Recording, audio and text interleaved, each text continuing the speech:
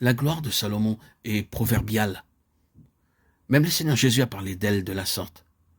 Considérez comment croissent les lys des champs. Ils ne travaillent ni ne filent. Cependant, je vous dis que Salomon même, dans toute sa gloire, n'a pas été vêtu comme l'un d'eux. Matthieu 6, 28, 29. Mais qu'était Salomon dans sa gloire comparé au Seigneur Jésus? Qu'est-ce que la gloire du Seigneur Jésus? De manière inclusive, c'est la révélation de la plénitude de Dieu. La gloire de Dieu sur la face de Jésus-Christ.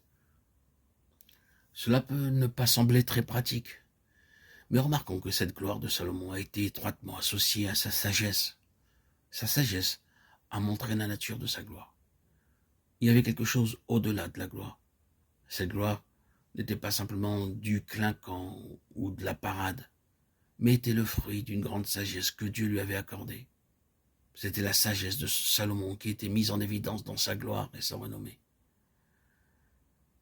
Que peut-il être dit de sa sagesse? Il a prononcé 3000 sentences, il a écrit beaucoup de cantiques, il a parlé sur les arbres, les animaux, les oiseaux, les reptiles et les poissons. Ce sont toutes des choses très pratiques. Comment a-t-il parlé d'eux? Tout dans la création était doté par lui d'une signification. S'il parle sur les arbres, il vous communiquera un secret, il donnera une signification aux arbres depuis le cèdre du Liban.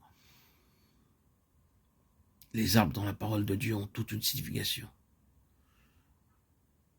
Il donnera donc une signification aux arbres, jusqu'à l'hysope qui sort de la muraille.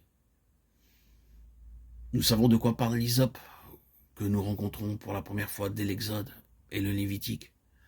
Nous savons ce que représentent les cèdres du Liban, et tous les arbres entre les deux ont également une signification. Salomon a donné le sens secret, la signification divine. Puis, il a parlé des animaux, et nous savons que la Bible parle de beaucoup de bêtes et qu'elles ont toutes une signification. Il a aussi parlé sur les oiseaux, les reptiles et les poissons. Il a dévoilé les secrets de la création et a tout doté dans la création d'une signification plus profonde. Être capable de faire cela est la preuve d'une sagesse qui n'est pas ordinaire. Et en quoi le Seigneur Jésus est-il supérieur? Eh bien, après tout, la sagesse de Salomon dans ces domaines n'était que poétique. Le Seigneur Jésus a une sagesse pratique, en ce sens qu'il a mis la main surtout en relation avec son dessein, et tout est fait pour servir à ce dessein. Or que nous puissions voir et croire cela à tout moment de notre expérience. Tant de choses se produisent dans nos vies. Quelle diversité, quelle portée, combien certaines choses semblent être mystérieuses. Combien il est étrange que le peuple du Seigneur ait tellement plus d'expérience à la fois en nombre et en diversité que n'importe qui d'autre. Il semble que presque tout ce qui peut arriver à une personne arrive à un croyant. Vous demandez parfois si quelque chose d'autre est possible. N'avons-nous pas épuisé tout le stock d'expériences possibles? C'est ainsi que nous nous posons la question, il n'y a pas une seule chose dans la vie d'un enfant de Dieu qui ne soit contrôlée, gouvernée par une signification plus profonde, en relation avec son dessein. Rappelons-nous la déclaration de Paul. Nous savons du reste que toute chose concourt au bien de ceux qui aiment Dieu, de ceux qui sont appelés selon son dessein. Romains 8, 28. La traduction plus fidèle est « Dieu travaille en toutes choses pour le bien ».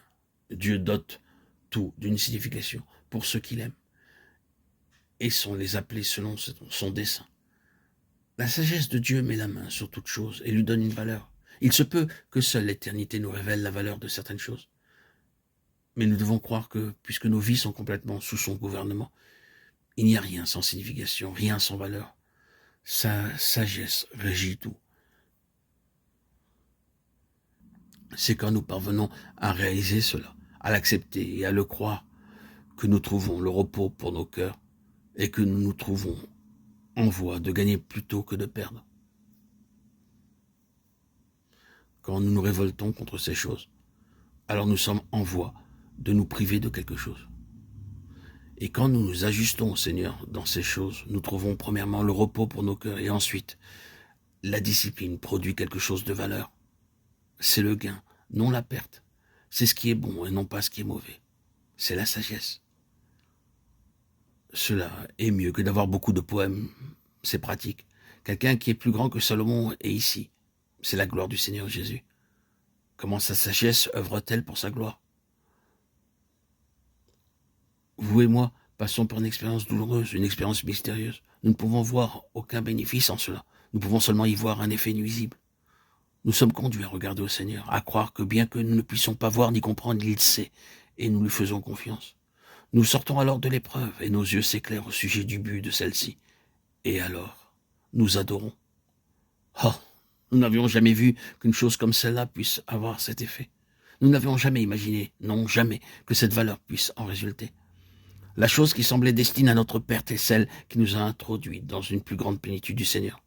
C'est là sa gloire, c'est là sa sagesse. Et sa sagesse est régie par son amour.